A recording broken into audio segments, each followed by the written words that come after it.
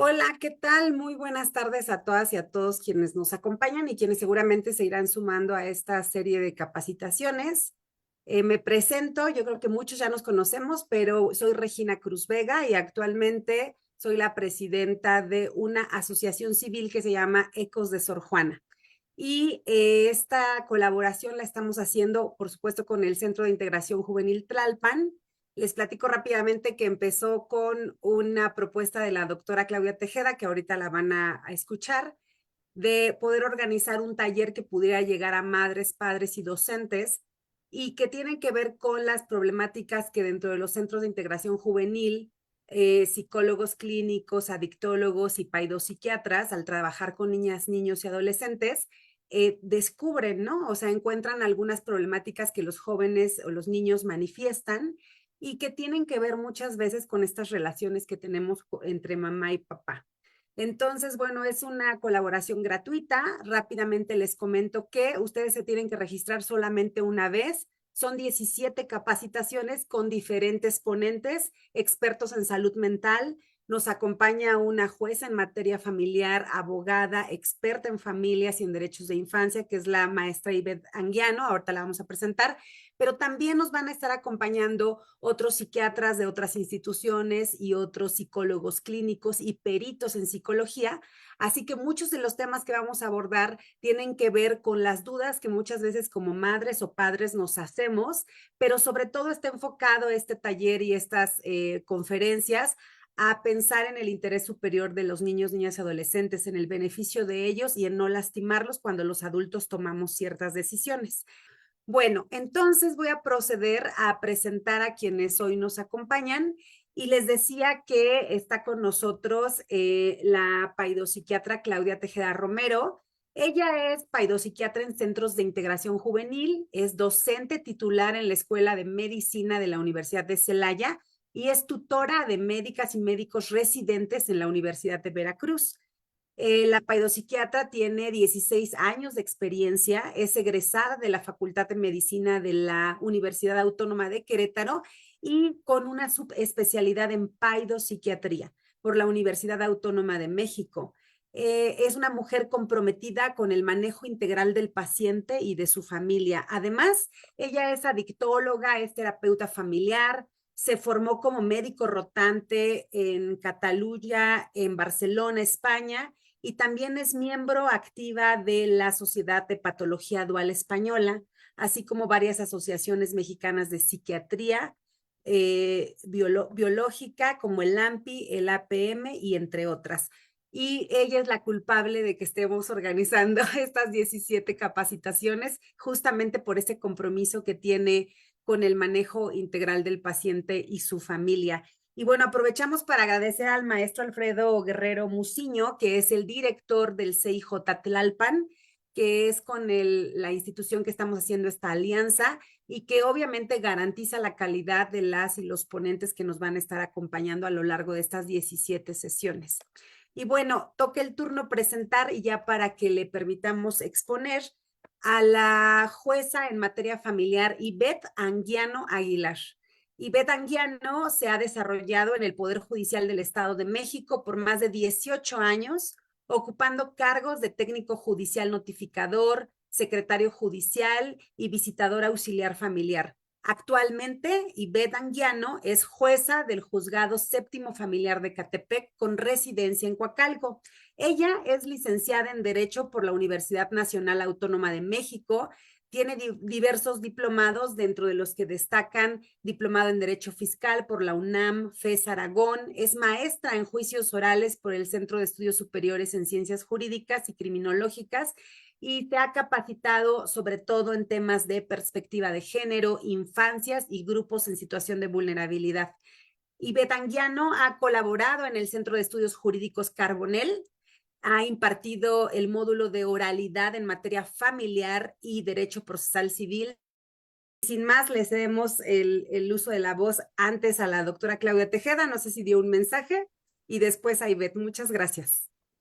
Gracias, licenciada. Pues voy a ser breve, únicamente decirles a toda la población que está presente que agradecemos su presentación, que agradecemos su presencia más bien, y sobre todo que estas pláticas están realizadas para ustedes, mamás, papás de familia, maestros, médicos y psicólogos que están atendiendo en primer contacto a todas nuestras familias mexicanas que están solicitando atención por salud mental o algún proceso de situación en donde se ven afectados por ansiedad, depresión. Nuestra intención es solo informar de forma fidedigna y nuestra intención es darles una orientación con las personas más situación en sitio, CIJ Tlalpan.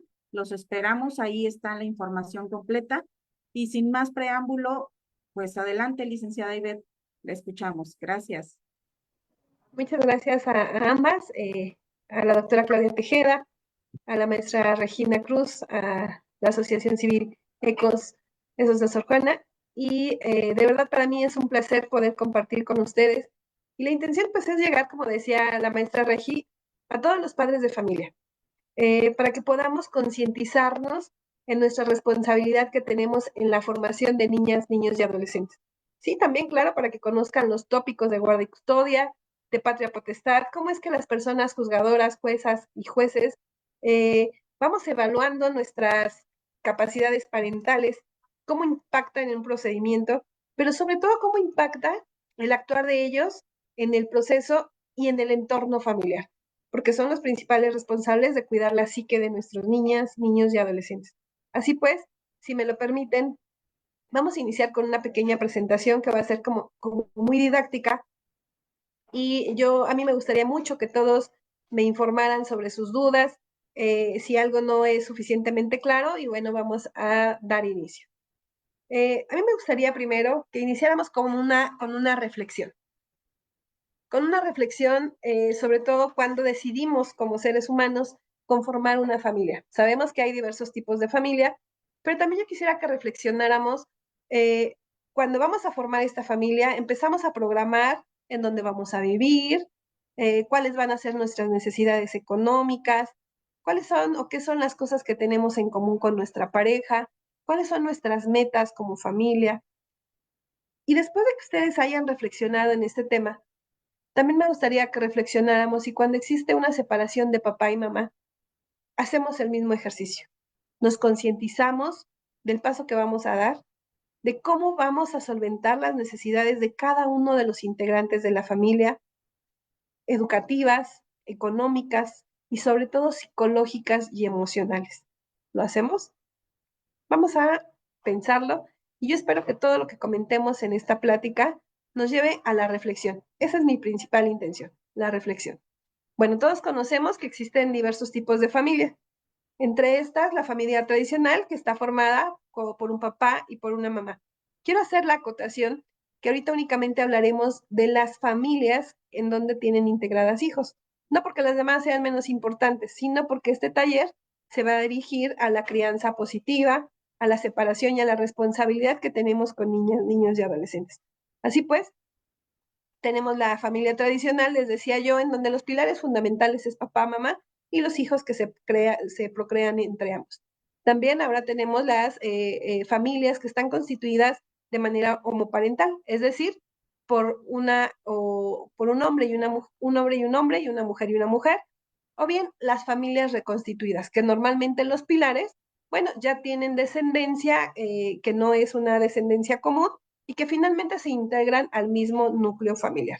Y finalmente la familia adoptiva, aquellos padres que a través de un proceso familiar deciden adoptar e integrar a su núcleo familiar a una niña, niño o adolescente que es idóneo para ser adoptado. Estas 4 familias que nosotros vemos, ¿qué tienen en común? Bueno, que tienen hijos y que su intención es cuidar el bienestar, y no solamente su intención, sino es su obligación tener cuidado en el bienestar de sus hijos. Así pues, continuemos. Yo quiero preguntarles, ¿sabemos exactamente quiénes son aquellas personas que ejercen la patria potestad?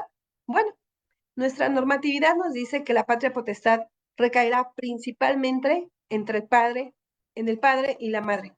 Son las principales personas o las personas directas que van a ejercer esta paternidad y la deben ejercer de manera oportuna, favorable y responsable. Ahora bien, siguiente. Después de estos, de los padres, también tenemos a los abuelos. Los abuelos también ejercen la patria potestad respecto de niñas, niños o adolescentes, siempre y cuando, bueno, no exista papá o mamá, o estos lleven a cabo actitudes o acciones que pudieran vulnerar los derechos de los infantes.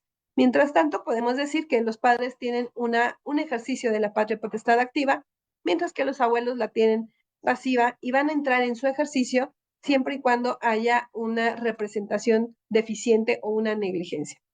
Después de los abuelos o a falta de los abuelos, la familia extensa también puede ejercer la patria potestad de niñas, niños y adolescentes. Continuamos. ¿Cuál es el objeto del ejercicio de la patria potestad? Bueno, a mí me gustaría que nos remontáramos a aquellos años en donde nosotros seguramente, las personas mucho más jóvenes que yo, bueno, ya han de estar bajo un tópico diferente. Pero todas aquellas personas de mi edad aproximadamente, recordemos que nuestros padres decían, bueno, yo soy tu padre, yo ejerzo tus derechos, yo soy la persona que te daré la pauta para tu crianza y finalmente tú deberás obedecer. Sin embargo, este criterio y este poder tan amplio, sí, tan amplio que tenían los padres, se ha venido modificando. Recuerden que ahora hay un principio muy importante que es el interés superior de los niños, niñas y adolescentes. Si ustedes me preguntaran o me pidieran que resumiera en 2 palabras a qué se refiere este interés superior, bueno, se refiere a la dignidad que tienen los infantes, niñas, niños o adolescentes como personas.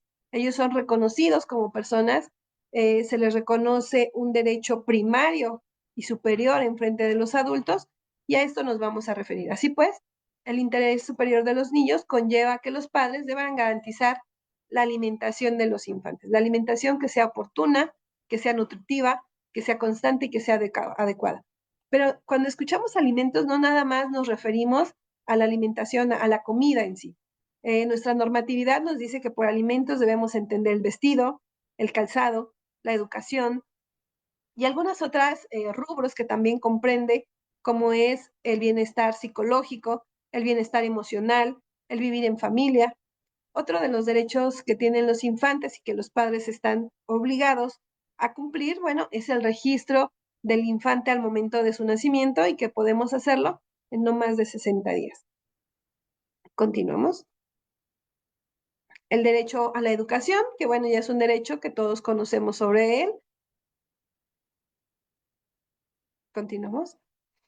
El derecho a la opinión. Fíjense que este derecho es un derecho muy importante, porque no solamente obliga a los padres a considerar las opiniones de nuestros hijos cuando vayamos a decidir en nuestro entorno familiar alguna situación que tenga que ver con sus intereses, sino que ahora obliga a todas las autoridades, tanto administrativas como jurisdiccionales, para que tomemos en cuenta su decisión. Si bien es cierto, la opinión de los niños no es una condicionante para la toma de decisiones judiciales, sí debe tomarse en consideración. Entonces, este derecho que tienen los infantes a poder opinar en los asuntos en donde están involucrados sus derechos, bueno, todas las autoridades los tenemos. Jueces, autoridades administrativas, Procuraduría de Protección de Niñas, Niños y Adolescentes, agencias del Ministerio Público. Otros de los derechos y que implica el interés superior de los niños es mantenerlos libres de cualquier tipo de violencia o injerencia que no contribuya a su bienestar. Y en la última imagen, como ustedes podrán advertir, yo quise señalar que muchas veces los infantes son víctimas de una violencia indirecta, porque los padres no nos damos cuenta. Estamos a lo mejor tan inmersos en la problemática que aquellos pequeños que viven en nuestro entorno, de alguna forma indirectamente van recibiendo todo este tipo de violencias. Y los padres, como parte del interés superior de los infantes, deberán proteger este derecho en particular. Continuamos, por favor. La representación legal. ¿Qué es la representación legal? Es aquella obligación que tienen los progenitores o las personas que ejerzan la patria potestad de no solamente garantizar los derechos de los infantes, sino en caso de vulneración, acudir a las instancias respectivas para hacer valer sus derechos. A veces escuchamos que los abuelos tienen a los niños y es muy común esos procedimientos en donde los abuelos ya tienen por años bajo sus cuidados a los infantes, es decir, su custodia. Sin embargo, ellos no se animan a demandar a los padres bajo el argumento de que, y pues pobre de mis hijos, habrá una problemática mayor, mis nietos están bien con lo poco que yo les puedo dar. Pero no, ejercer una representación legal conlleva a ese valor que debemos tener todos aquellos que estamos a cargo de niñas, niños y adolescentes para acudir ante las autoridades, ya sea administrativas o jurisdiccionales, cuando podamos percibir que se vulnera algún derecho de nuestros hijos. La dignidad humana. Proteger su dignidad humana conlleva a toda esta generalidad de derechos, bueno, poderlas encaminar y hacerlas efectivas. Vivir en armonía lleva o conlleva que los padres, bueno, los tengamos libres de violencia, pero sobre todo que les permitamos conocer su origen, su filiación, las relaciones con su familia ampliada, para que de esta forma podamos ir avanzando en el bienestar de nuestros niños. Continuamos, por favor. Ahora, fíjense que la normatividad civil nos indica que la guarda y custodia se va a ejercer por padre y madre. Este es solamente un aspecto de la gran magnitud de la que ya hablamos de la patria potestad. La guarda y custodia significa la tenencia material de las niñas, niños o adolescentes. Sin embargo, nos dice la ley que en caso de separación de los padres, serán estos quienes determinarán quién de los padres deberá hacerse cargo de la guarda y custodia. Y solo para el caso de que ellos no se pongan de acuerdo, entonces el juez tendrá la obligación de decidir sobre ellos. Resulta que muchas veces, por eso les llamaba a la primera reflexión con la que inicié esta actividad, si nosotros nos concentramos tanto y planeamos tanto el poder contraer matrimonio, vivir en comunidad con una persona, ¿por qué cuando nosotros nos separamos, por qué no hacemos el mismo ejercicio? ¿Y por qué de repente ponemos a nuestros hijos en ese borde o en esa tela de juicio en temas de lealtad, en temas de complicación en su bienestar psicológico, cuando en realidad debería ser lo que primero nos interesa? Formarnos una meta, ok, nos vamos a separar, vamos a hacer un plan de separación, en donde lo primero que debemos atender es la parte psicológica de cada uno de los integrantes de nuestra familia, sobre todo de niñas, niños y adolescentes. Una vez que tengamos solucionado esa parte, ir con un especialista para que nos vaya llevando de la mano. Y posteriormente, bueno, todo lo demás que tenga que ver con nuestra separación. Situaciones económicas, liquidación de sociedad conyugal, repartición de bienes, en fin. ¿Para qué? Para que a nuestros infantes los dejemos libres de este tema y nos enfoquemos realmente en lo que va a ser materia de la litis, pero dejando a un lado a nuestros hijos, y no a un lado en una forma despectiva, sino a un lado fuera del problema. Todos ustedes y todos nosotros como padres conocemos cuál es la trascendencia y cuál es nuestra verdad histórica, que no es la misma en muchos de los casos a la realidad jurídica que vienen y plantean ya en un proceso jurisdiccional. Continuamos. Ahora, para mí sería bien importante que después de que ya advertimos cuáles son todos y cada uno de los derechos de nuestros hijos, podamos verificar si en efecto como padres hacemos lo necesario y vamos llevando todos estos pasos al momento en que nos separamos. Y entonces nos podamos a reflexionar. ¿Estoy garantizando el derecho de alimentación de mi hijo con esta separación? ¿Estoy garantizando su bienestar psicológico? ¿Es conveniente para mi hijo o mi hija suspender un régimen de visitas y convivencias con el padre o con la madre? Yo soy la mejor persona y la persona idónea para detentar la guarda y custodia. Y así, yo les quiero comentar que algunos de los aspectos que la persona juzgadora tendrá en cuenta para determinar quién de los padres es el más idóneo para ejercer esta guarda y custodia será primero las competencias parentales que tenemos. A veces podemos considerar en lo personal que hacemos nuestro mejor papel como padres o el mejor esfuerzo por hacerlo. Sin embargo, nuestras acciones realmente tienen la trascendencia que nosotros creemos en nuestros hijos, es decir, estamos formando y educando de manera adecuada.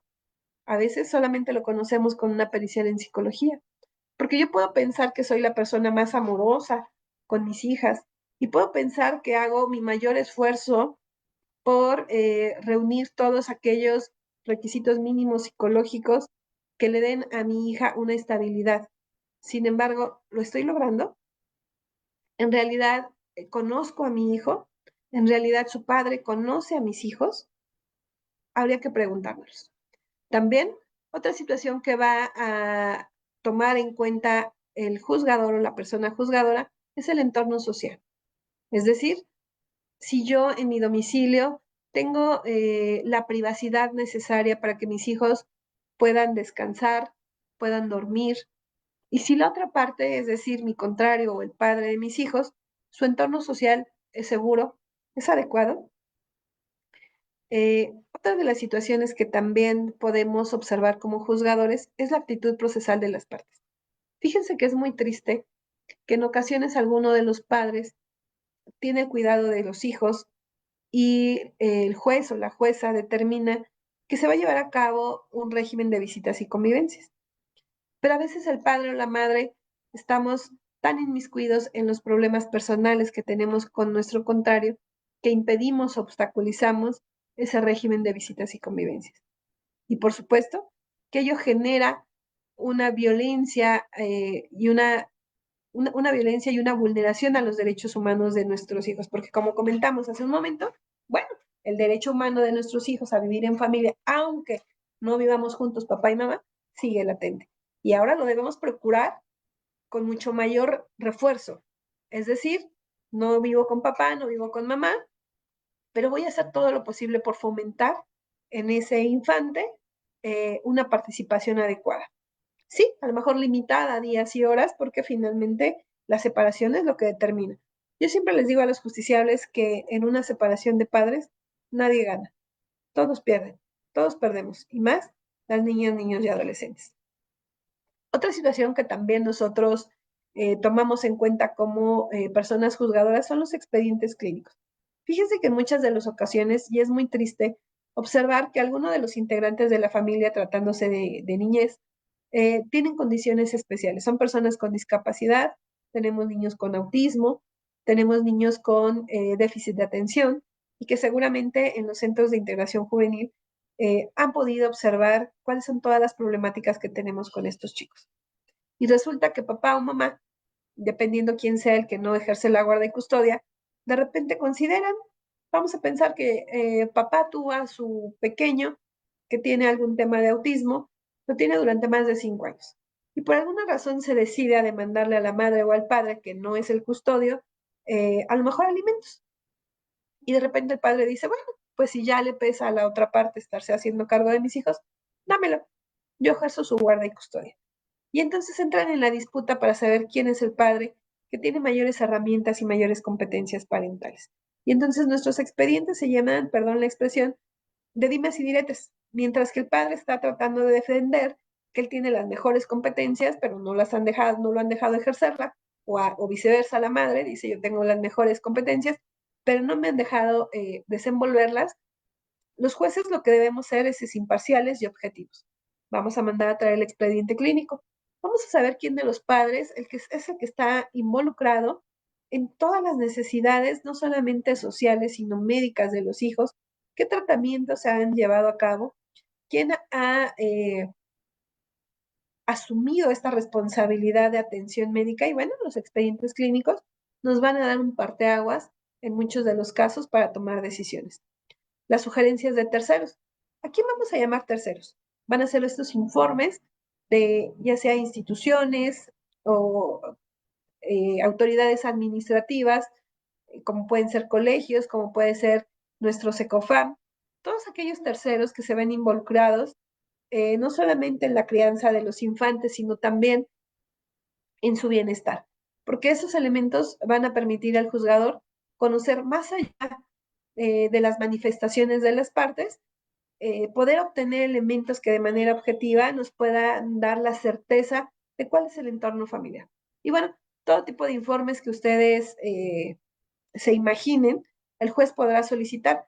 Algo que yo quisiera también exponerles es que normalmente cuando tenemos un asunto en materia familiar, ustedes saben que los jueces estamos obligados a una protección reforzada. ¿Qué quiere decir esto? Que pese a que las partes ya hayan ofrecido sus pruebas, el juez goza de una facultad amplísima para hacerse llegar de todos los elementos de prueba, aunque estén fuera de plazo, aunque no hayan sido integrados por las partes, para saber cuál es la realidad, cuál es la verdad social y cuál es la verdad histórica de los hechos. Y no solamente quedarnos con el dicho de una parte o del dicho de la otra, como sucede a lo mejor en materia civil, en donde si una vez pasado el plazo probatorio las partes no aportaron algún elemento, bueno, es imposible hacerlo en otra etapa procesal, a menos de que se trate tal vez de pruebas supervenientes. Aquí no. En los casos en donde se involucran niñas, niños y adolescentes, el juez no solamente tiene la facultad, sino tiene la obligación de allegarse de todos estos elementos que nos permitan de manera efectiva conocer pues cuál es el mejor escenario para los niños. A veces esto llega a causar cierta extrañez en las partes o en sus asesores jurídicos porque piensan que al obtener una prueba que no fue ofertada por las partes, se pudiera beneficiar a uno o a otro en forma desmedida. Así pues, yo quiero decirles que, en efecto, pudiera ser que con alguna de estas provenças, por los resultados de la misma prueba o del mismo elemento de convicción, sí se dañen los intereses de alguna de las partes. Pero esto no va a interesar en materia familiar, porque precisamente el juzgador se deberá llegar de todos estos elementos de prueba. Espero haber sido concreta en los principales elementos, pero ahora quisiera referirme en algunos casos prácticos. Permítanme un segundito. Me gustaría un poquito ponerles algunos casos prácticos para que ustedes visualicen cuál es la intervención que tienen los padres, su participación que ellos tienen en todo este entorno de los infantes y cómo a veces pensamos que nuestro actuar como padres es el idóneo y nos vamos dando cuenta poco a poco que no es así. Y cómo también interviene el tema de la perspectiva de género. Fíjense que nuestra normatividad nos indica que todos los niños, niñas y adolescentes menores de 12 años, ante la separación de los padres, deberán quedarse preferentemente al cuidado de la madre. Esta normatividad ha sido estudiada, ha sido analizada por nuestro más alto tribunal, que es la Suprema Corte de Justicia. Ya ha hecho diversas interpretaciones de esta normatividad y nos dicen, bueno, ¿por qué se puede considerar que los niños menores de 12 años el mejor escenario presuntamente puede ser la madre? Pero aquí dejamos de observar lo que nos dice la ley, lo que nos dice la norma, dice preferentemente. Entonces, muchas veces, cuando tenemos asuntos ya en conocimiento, los padres se duelen de esta norma y nos dicen, oye, ¿por qué preferentemente al lado del padre? ¿Por qué preferentemente al lado de la madre y no del padre? Bueno, esto es por una razón natural y biológica. Pues porque los niños en su primera infancia necesitan tomar leche de mamá, alimentarse maternamente. Hay estudios en que los infantes, los primeros 3 años de vida que permanecen con las madres, adquieren herramientas necesarias de fortaleza inmune. Es decir, por ello es importante que permanezcan al lado de su madre. Pero no quiere decir que en todos los casos la madre sea la más idónea, sino que el juez tendrá que allegarse de todos estos elementos. Y cuando al juez le imponen la obligación de actuar con perspectiva de género, él hace una observancia primero si las normas jurídicas que está aplicando por sí mismas resultan inequitativas. Si no hay un equilibrio. Y en caso de ser así, bueno, le da oportunidad de apartarse de esa norma que pudiera ser inequitativa y aplicar todos los demás criterios y elementos objetivos que haya tenido durante el procedimiento para apartarse de esa norma y entonces resolver en forma definitiva. Y por supuesto, hay niños menores de 12 años que han tenido la necesidad de estar a cargo del padre. Quisiera comentarle algunos casos prácticos. Una mujer de 45 años de edad aproximadamente tiene 10 años estando a cargo de sus hijas y de repente el padre inicia un juicio de controversia sobre el estado civil de las personas y del derecho familiar y su pretensión principal es precisamente el obtener la guarda y custodia de sus hijas. Esto lo hace bajo el argumento de que la madre tiene un horario de trabajo extenso, en donde ella inicia sus actividades laborales a las 6 de la mañana y termina a 11 de la noche. Mientras que él hace home office y tiene una actividad pues mucho más, digamos, amigable con las actividades de sus hijas y que bueno, él puede hacerse cargo. Al momento en que ella contesta esta demanda, nos dice, oye juez, ojo, actúa con perspectiva de género, porque yo soy una mujer que me he hecho cargo de las necesidades alimentarias de mis hijas gran parte de mi vida. Y su padre solamente ha colaborado limitadamente en estas necesidades alimenticias. Pero también te hago saber, juez, que el hecho de que yo trabaje todo el día no significa que tú debas retirarme la guardia y custodia de mis hijas. Inicia el proceso. Una vez que se van desarrollando todo el procedimiento en cada una de sus etapas, les voy a hablar de los resultados de las probanzas que fueron desahogadas. Primeramente, en la escucha de las infantes se observa que las infantes tienen un gran apego con el padre y empiezan relatando cómo es su día a día con el progenitor. Ellas nos dicen que se levantan temprano, pasa el transporte a sus casas, se dirigen a sus colegios, que además son colegios particulares de los cuales su madre se hace cargo. Posterior a ello, el transporte las deja de nueva cuenta en casa de mamá. Una de las niñas tiene, si no mal recuerdo, 12 y la otra 15 años. Y ellas llegan, se preparan comida, o bien su mamá les deja ya comida pre-elaborada para que se la puedan calentar. Y toda la tarde ellas están solas en su...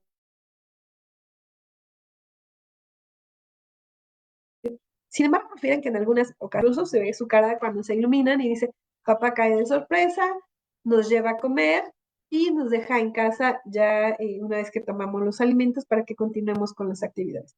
Otras muchas de las ocasiones nos sorprende, va por nosotras a casa y nos lleva a nuestros colegios. Les comentaba, este era el entorno que las niñas manejaban cuando las escuchamos. Recuerden que uno de los derechos de los niños, como ya habíamos platicado, es el ser escuchados y que sus opiniones sean tomadas en consideración.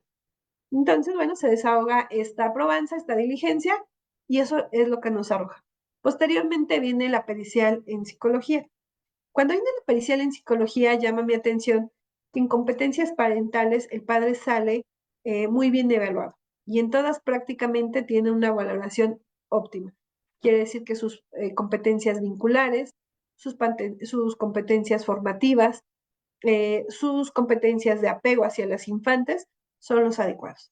Sin embargo, en el caso de la madre, todas sus competencias parentales por parte de la psicóloga salen evaluadas con un nivel que hace necesaria su mejora. Al cuestionar a la perito, al momento de desahogar esta probanza, del por qué la madre obtiene ese, vamos a llamarlo, puntaje o esa calificación por parte de ella como psicóloga, nos dice que es con motivo de que la madre se encuentra lejana hacia sus hijas, que sus hijas la sienten lejanas y que si bien es cierto es la principal proveedora y que sus hijas la reconocen, ellas también tienen un tema de lealtad con su mamá, porque no se atreven a juzgar a mamá que trabaja todo el día, porque tal vez no tienen una conexión psicológica, una conexión emocional, una conexión social, pero no se atreven a juzgarlas, porque le deben lealtad. Mamá tiene además un estilo de crianza inhibicionista, en donde finalmente mamá considera que ya les ha dado los elementos necesarios en cuanto a valores, actitudes y aptitudes para hacer frente a la vida diaria. Y entonces también mamá considera que al haberle dado ya todas esas oportunidades a los hijos, las decisiones que ellas tomen, para bien o para mal, serán única y exclusivamente responsabilidad de las adolescentes. Sin embargo, la psicóloga comenta, no, eso no es posible. Las niñas están todavía en una etapa de formación y aún siendo adultas jóvenes necesitarán ese apoyo de papá y mamá. ¿Qué les quiero comentar con esto? Que sí, el resultado de esta sentencia fue, con todos esos elementos de prueba, se determinó otorgar la guardia y custodia a papá. No por el hecho de que la madre trabajara, sino por el hecho de que las competencias parentales de la madre eran, digamos, no representaban el mejor escenario. Y el del padre, bueno, representaba que las infantes iban a tener ese apoyo físico, moral, psicológico, económico respecto de las infantes. Cuando esta sentencia se va a segunda instancia, una de las quejas que hace la madre es que la persona juzgadora no observó que ella era una persona que llevaba una doble jornada laboral y que con base en ello la jueza había mermado su capacidad de crianza y había tomado como uno de los elementos el poco tiempo que ella pasaba con sus hijos. Y que el juzgador había perdido de vista que ella era la principal proveedora de sus hijas y que si sus hijas iban a una escuela particular era gracias al trabajo que ella realizaba y la remuneración que por esto ella obtenía. Sin embargo, fue confirmada esta resolución por el Tribunal de Alzada en el sentido de que la juzgadora había obtenido todos esos elementos y que no había sido una valoración sesgada, es decir, una valoración en donde únicamente se tomara en consideración el tiempo físico que la madre pasa. Entonces, yo aquí quisiera llamar a la reflexión a los padres y a todos aquellos que ejercen la patria potestad de niñas, niños y adolescentes, llámese padres, llámese abuelos, llámese terceros venidos a juicio, como pudieran ser tíos o familia extensa, sobre la importancia que debemos, o la importancia de nuestro actuar en nuestros hijos, que nos lleva a la reflexión si realmente estamos haciendo lo necesario para darles esa fortaleza, sobre todo psicológica, esos elementos nutricios que como ser humano necesitamos para enfrentar el día a día. O si solamente nos estamos enfocando en las cuestiones materiales que nuestros hijos pueden necesitar, o si de plano no estamos cumpliendo ni una ni otra. Y sobre todo llamo la atención a esto, porque en muchas ocasiones, cuando se les exhorta para que lleguen a un convenio y se les hace ver todo este tema, los padres en muchas de las ocasiones consideran que es necesario que ambos ejerzan la guarda y custodia. Y entonces a veces no entienden la diferencia entre lo que es la guarda y custodia propiamente y lo que es el ejercicio de la patria potestad. Y a veces pensamos que al desprendernos de la guarda y custodia o cederla al padre o la madre, entonces vamos a perder derechos sobre nuestros hijos. O bien que nos van a estigmatizar como un mal padre o una mala madre si no ejercemos esta guarda. Y en realidad no es así. De verdad, yo los llamo a la reflexión para que podamos reconocer cuando tenemos esas habilidades parentales o cuando necesitamos hacer algo para mejorarlas. O bien, reconocer incluso si nuestro contrario ejerce mejor esos roles. Y no únicamente para desapegarnos y decir, bueno, que él ejerza la guardia y custodia o que ella ejerza la guardia y custodia.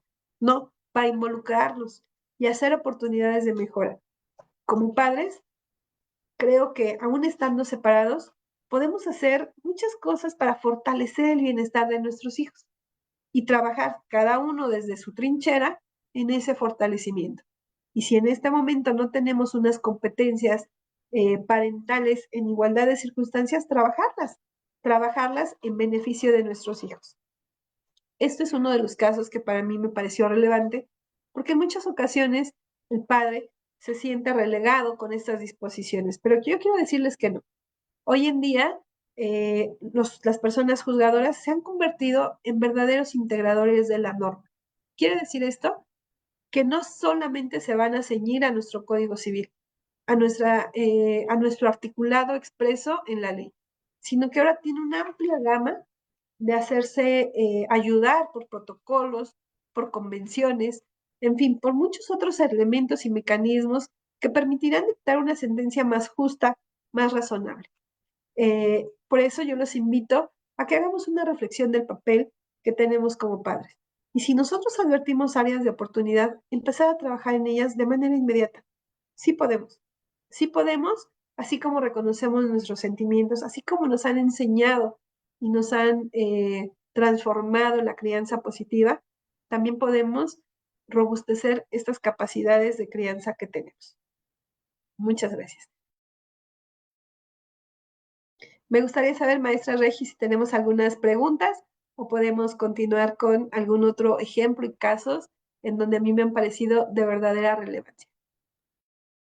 Sí, justamente la doctora Claudia Tejeda tenía algunas preguntas que planteaba ella desde su experiencia como Paido bueno, en un CIJ, por ejemplo, que quizás no tenían mucho que ver con el tema. Ah, ya está aquí la doctora. Adelante, doctora. Gracias, licenciada. Sí, abogada, yo tenía varias preguntas porque frecuentemente en las consultas, ¿cuáles podrían ser? Entonces, muchas mamis y muchos papis se preguntan, bueno, ¿y cómo sé que él es mejor para criarlos o yo soy mejor para criarlos? Entonces, y usted menciona el término de habilidades parentales. ¿Cuáles serían estas? Mire, primeramente yo quisiera comentarles que normalmente uno como padre, cuando conoce a sus hijos y además nos conocemos nosotros mismos, normalmente ya sabemos si estamos fallando en algo. Por ejemplo, vamos a pensar, ¿conozco quiénes son los amigos de mis hijos? ¿Conozco con qué personas se relacionan mis hijos? Conozco a lo mejor no en persona a los maestros. Vamos a pensar, sé en qué materias mis hijos tienen fortalecidas sus habilidades como estudiantes. Sabemos cuáles son las materias que definitivamente, nuestros hijos no entienden y que hay que apoyarlos para que tengan una adecuada comprensión de esa materia. Y solitos nosotros nos vamos a dar cuenta cuál es nuestro papel. Si nosotros conocemos todo ese entorno de nuestros hijos, creo que se nos van a prender buenas luces, ¿no? Pero si de repente observamos que el papá o la mamá tiene estas habilidades ya muy desarrolladas y que ellos sí conocen y están involucrados, bueno, desde ahí pudiéramos prender ciertos focos para que si no tenemos esas habilidades, irlas adquiriendo.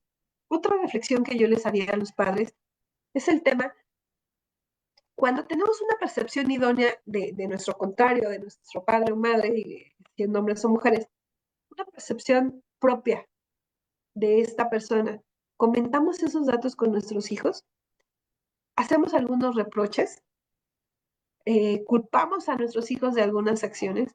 Si esto es así, creo que deberíamos de reflexionar, porque, perdón la expresión, nuestros hijos no pueden ser nuestros basureros de los sentimientos que tengamos.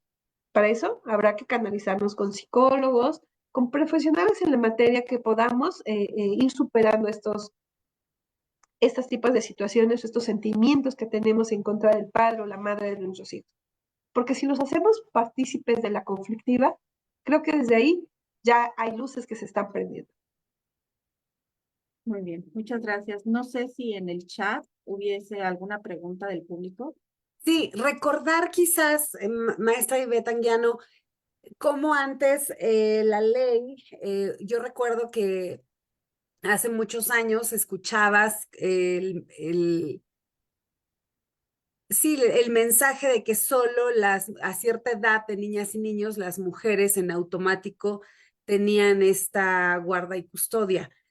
Y entendemos obviamente que actualmente ya no es así, es decir, que ha habido reformas. ¿Podrías explicar esto un poco de que ya esta idea, recuerdo que hace tiempo estaba yo en una comunidad y una joven estudiante de derecho me decía, bueno, pero el niño tiene 5 años, entonces tiene que estar con la mamá. Entonces, quizás se quedó en el imaginario, en el comentario que le correspondía a mamá. No sé si pudieras ampliar este tema en términos jurídicos, legales, que la gente que nos escucha sepa.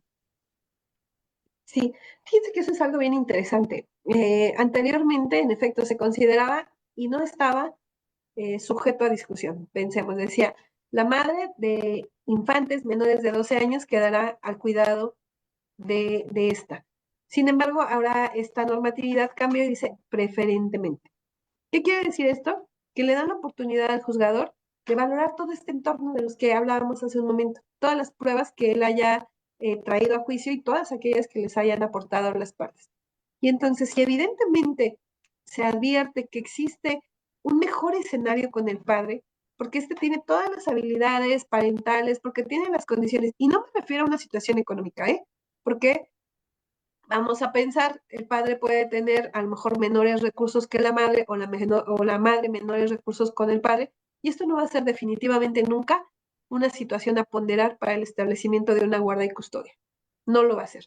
Cuando hablamos del entorno, es que sea un lugar seguro. Fíjense que en algún expediente me llamaba la atención que la madre estaba muy preocupada porque el padre era gasero. Y entonces, en el lugar en donde vivía había muchísimos tanques de gas y en alguna ocasión ya había habido por ahí un accidente. Lo que hice como juzgadora, bueno, es pedirle a la trabajadora social se constituyera en el domicilio para ver si era tan seguro poder llevar a cabo un régimen de visitas en el domicilio del padre. Y resultó que no lo era por todos estos riesgos que existían. El padre no representaba ningún riesgo para la infanta en su convivencia, pero el entorno sí. El entorno físico del inmueble sí lo era. Entonces lo que hicimos es permitirle al padre una convivencia sin que pudiera llevarla a este lugar y sin que hubiera una pernocta hasta en tanto encontráramos un lugar idóneo que muy rápido lo encontró y bueno, se le permitió esta parte. Entonces yo quisiera que pudiéramos visualizar que las normas no son de estricto derecho. Hoy la persona juzgadora tiene una responsabilidad infinita al decidir sobre derechos de niñas, niños y adolescentes, porque debe hacerlo de manera objetiva, de manera simple, pero fundada, motivada y sobre todo sensible a las necesidades del infante. Tenemos una pregunta más. Dice, ¿el nuevo concubino o cónyuge de quien ejerce la patria potestad adquiere la patria potestad de las hijas e hijos de este? No. Fíjense que esa es una muy buena pregunta, sobre todo porque ya comentamos que la patria potestad es todo. La patria potestad es la representación y la obligación de los padres para que los dos vivamos separados o vivamos juntos, eh, hagamos efectivos los derechos de nuestros hijos, que ya dijimos alimentación, recreación. Mientras un padre no pierda la patria potestad, jamás va a haber una tercera persona que pueda llegar al entorno del infante y entonces él adquirir derechos, como pudiera ser un concubino, una pareja que vive en sociedad con cualquiera de los padres. Entonces, la patria potestad es un derecho irrenunciable e intransigible y no se puede transmitir a nadie. ¿Qué quiere decir esto? Que yo no puedo, es decir, si vienen y me demandan la pérdida de la patria potestad, por ejemplo, de mis hijas, yo no pudiera decir, sí, me allano. Es irrenunciable. Solo lo pierdo por causas específicas en la ley, que son por vulneración grave a los derechos de mis hijos. Entonces, no se puede transferir, no se puede renunciar y tampoco por el transcurso del tiempo se puede perder. Entonces, a la respuesta concreta, no. Mientras los dos padres ejerzan la patria potestad, no podrá una tercera persona pretender, a lo mejor a través de un procedimiento de adopción, ejercer algún derecho de ese hijo, porque no se ha perdido la patria potestad. Ahora, en el ejemplo que me ponen, de que existe una guarda y custodia a favor de la madre o del padre, y que llega un tercero conviviente, entonces no. Algo importante, fíjese, de ese tema, es que cuando el infante vive con papá o mamá y deciden hacer una nueva familia de las que hablábamos en un principio, que son las familias reconstituidas, los padres tienen una gran responsabilidad. Si van a ingresar a un tercero a esta familia, lo deben de hacer de manera cuidada. Y yo les sugiero que sea de la mano con un especialista, porque también la ley nos obliga a evaluar a esa persona. Si estamos en proceso, tenemos que evaluar a ese concubino, a esa concubina, que va a entrar en el entorno familiar de nuestros hijos. Entonces yo sugiero pues siempre tener esa comunicación con el padre y la madre, hacerles saber que no va a ser una pareja, digamos, temporal, o por lo menos no es nuestra idea, porque la vida da muchas vueltas, pero finalmente hacerlo de manera muy cuidadosa. Y entonces sí va a vivir ahí, sí, pero hacerlo de manera cuidada y a través de un proceso psicoterapéutico para no impactar de manera inoportuna en los niños. Bien, y hay otra pregunta que dice, ¿también se puede generar maltrato infantil con la falta de convivencias? Sí, claro. Fíjense que es algo bien importante que todos visualicemos. Cualquier derecho humano que no se garantice por parte de los padres genera una violencia. Si yo no proporciono alimentos para mis hijos, es una violencia económica. Si yo maltrato físicamente a mis hijos o con castigos corporales, es una violencia física. Si yo interrumpo la convivencia con el progenitor o bien llevo actitudes de odio, rechazo, nulificación del padre o la madre, definitivamente también estoy violentando el derecho de mi hijo a vivir en familia, en un entorno libre de violencia. Y por supuesto, es una violencia psicológica y una violencia moral. Te escuchas un poco cortado. Si quieres, apagamos tu cámara para poder hacerte las otras dos preguntas y terminamos.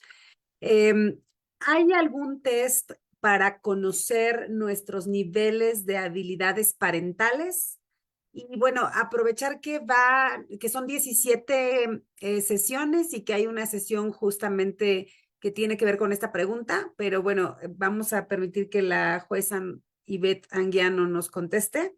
Y hay otra maestra que dice, ¿cómo saber si los hijos comparten sus opiniones de alguno de los padres desde el síndrome de alienación parental provocado por alguno de los progenitores? Ok, más que nos estemos preguntando por un test o esta charla, en realidad lo que yo pretendo con esta charla, maestra Regi, doctora Claudia, es no que nos estemos preparando para cómo engañar al operador jurisdiccional, sino que reflexionemos de nuestro papel como padres. Es decir, no voy a tener yo un test o no vamos a encontrar en internet un test para que saber cuáles son nuestras debilidades. Ustedes deben conocerlas. Les decía yo, háganse estas preguntas. ¿Sé con qué personas se relacionan mis hijos? ¿Sé quién es su mejor amigo?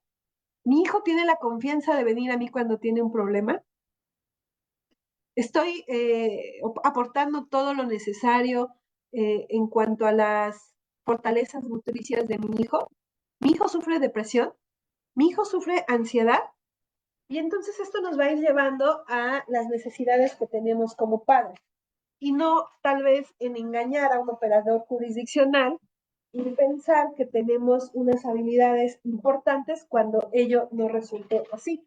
Entonces, a mí me gustaría más que ustedes reflexionaran. Si ustedes encuentran que no tenemos estas habilidades y que no conozco estos puntos, pues empezar a trabajar, acudir a un especialista, a un psicólogo que nos diga, si no tenemos estas habilidades, ¿cómo generarlas? A veces amamos a nuestros hijos y pensamos que la forma en que nos estamos relacionando a ellos les llega como nosotros pretendemos que les llegue. Y en realidad no es así. Podemos ser demostrativos en el amor, pero ellos no lo reciben como nosotros quisiéramos. Bien, y con relación a la otra pregunta sobre cómo saber si los hijos emiten opiniones, pero estas opiniones están influenciadas por este síndrome de alienación parental provocado por alguno de los progenitores. Ok, a mí me gustaría hacer ahí un paréntesis en el tema de que alienación parental como tal está, y seguramente nos los dirá los siguientes ponentes que vamos a tener, que de verdad yo voy a estar aquí muy atenta a sus opiniones. Este síndrome como tal se ha venido señalando ya especialistas que es un síndrome inexistente, pero sí hay una interferencia parental. A veces, lo que yo les comentaba, a veces como padres hacemos imputaciones al otro progenitor y este tipo de situaciones va mermando la figura paterna o la figura materna y entonces se queda en nuestros hijos como ciertos. ¿Por qué? Porque se los dice papá o se los dice mamá. Pero no lo vamos a saber hasta que nuestros hijos no sean valorados por un psicólogo. También les sugiero que no hagamos y no revictimicemos a nuestros hijos. ¿Qué quiere decir esto? Hay ocasiones que ya vienen a juicio con su escrito inicial de demanda y me dicen, yo ya acudí con una psicóloga particular y la psicóloga me dice que mi hijo tiene interferencia parental. Y entonces ellos piensan que este documento que mandaron ellos a evaluar de manera particular les va a servir como prueba en el juicio. Y lo cierto es que no es así. Para mí será una documental más y la prueba idónea será la que lleve a cabo el experto en psicología.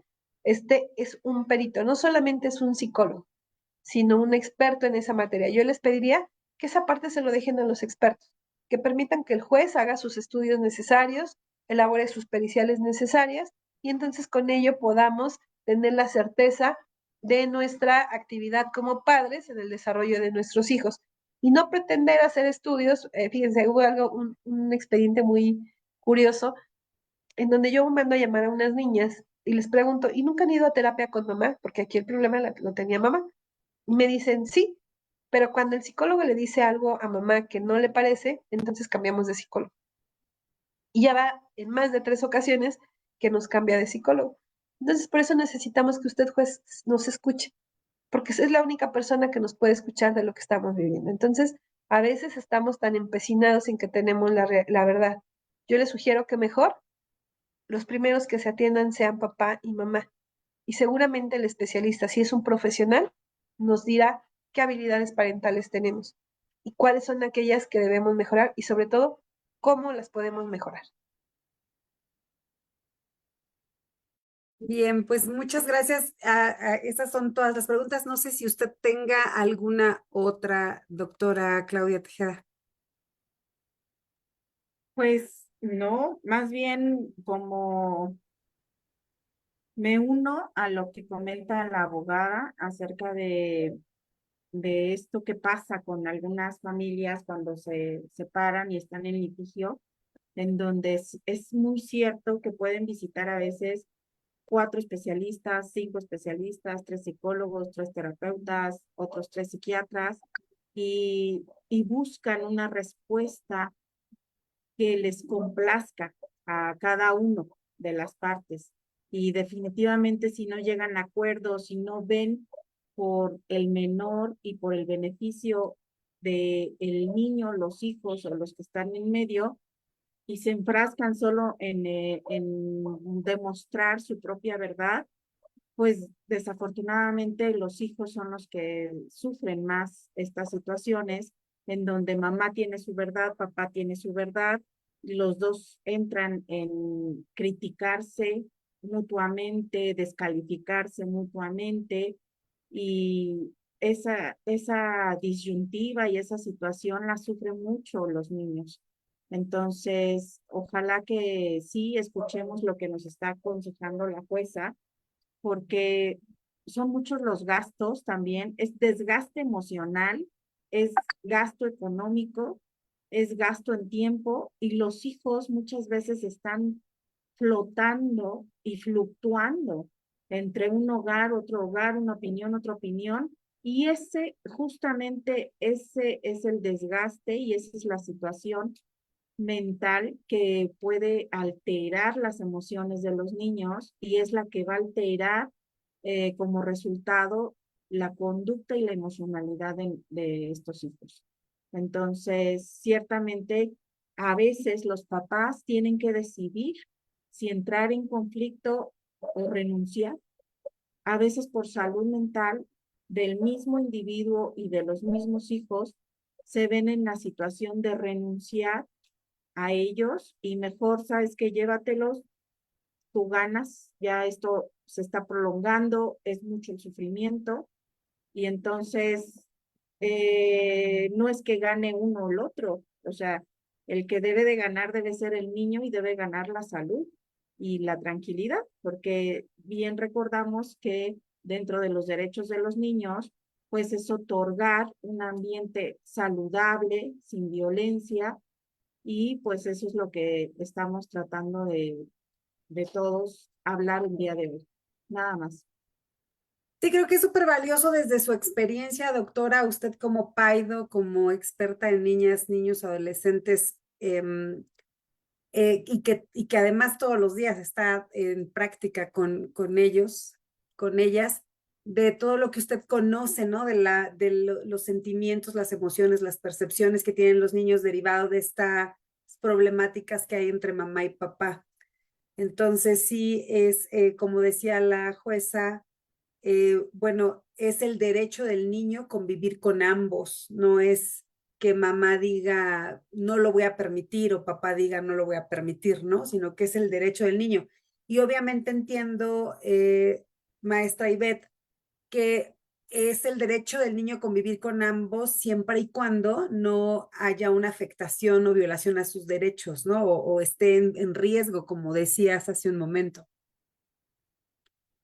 No sé. Sí, en efecto, esa parte es bien interesante y bien importante poderla visualizar. Y fíjense que a veces, en lo que comentaba la doctora Claudia, a veces los padres dicen, ya, me quiero alejar de este procedimiento, pero a veces esta parte no es la más idónea. Ha tocado en algunos procedimientos, fíjense, que resulta que ninguno de los dos padres tienen habilidades parentales y que los niños ya han sido tan vulnerados en sus derechos que han sido violentados física, psicológica, emocionalmente, económicamente.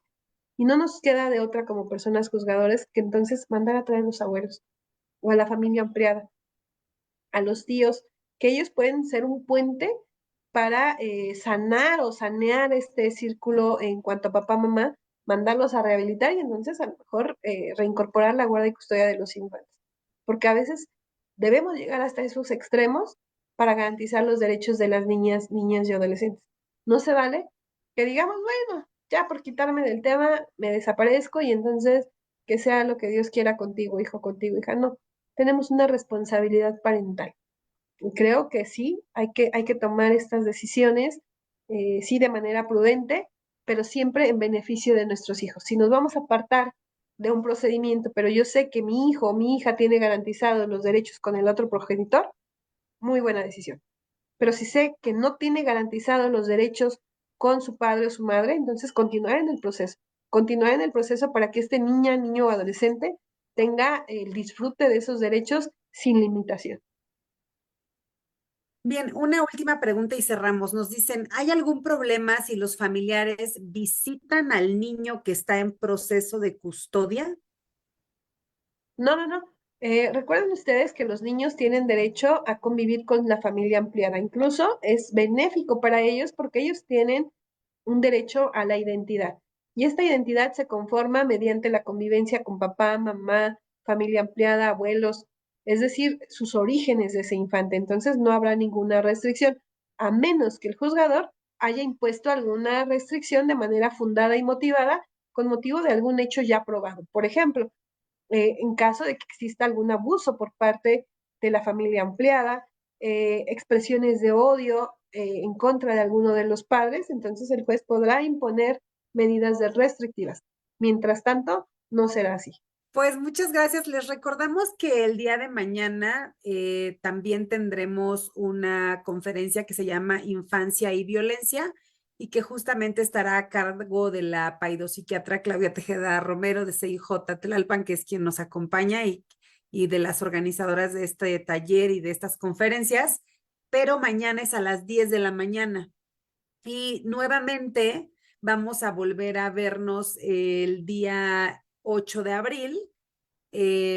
Justamente el 8 de abril es día martes y el 8 de abril vamos a estar con una consejera de la Judicatura del Estado de México que va a hablar sobre qué debo hacer si identifico o que una niña o adolescente puede estar siendo víctima de abuso sexual, que es un tema que nos han pedido algunos docentes sobre todo.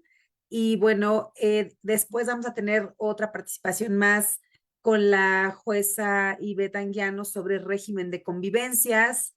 Después vamos a hablar sobre pensión alimenticia, también vamos a hablar de violencia vicaria, vamos a hablar de las preguntas que nos hacían. Va a haber una conferencia de periciales en psicología, una herramienta objetiva para conocer competencias parentales de madres y padres.